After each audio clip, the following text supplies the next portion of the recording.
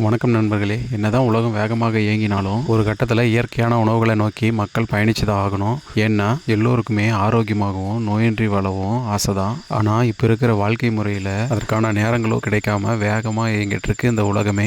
வருங்காலங்களில் நோய்கள் எண்ணிக்கை அதிகரிக்க அதிகரிக்க இயற்கை உணவுகளை தேடி மக்கள் கண்டிப்பாக பயணிக்க வேண்டியது வரும். அப்போ தான் எது ஆரோக்கியம் எது ஆரோக்கியமற்றது என்று பிரித்தறிந்து அதுக்கான நேரத்தை கண்டிப்பாக செலவிட வேண்டி வருங்க. சரி, நம்ம விஷயத்துக்கு வருவோம். தக்காளி நடவு செய்து 40 நாட்களுக்கு மேலே ஆயிடுச்சுங்க. ஏன்னா கனமழை காரணமாக எந்த வேலையுமே செய்ய முடியலைங்க. தக்காளி செடியில் 10 நாட்களுக்கு முன்னாடியே கொடிகள்லாம் தூக்கி கட்டியிருக்கணும். ஆனால் இப்போ செடியை தூக்கி கட்டும்போது காய்கள் எல்லாமே உதிர ஆரம்பிச்சிருச்சுங்க. ஆனாலும் செடிகளை மெதுவாக தான் தூக்கி கட்ட வேண்டி இருக்கு பாருங்க.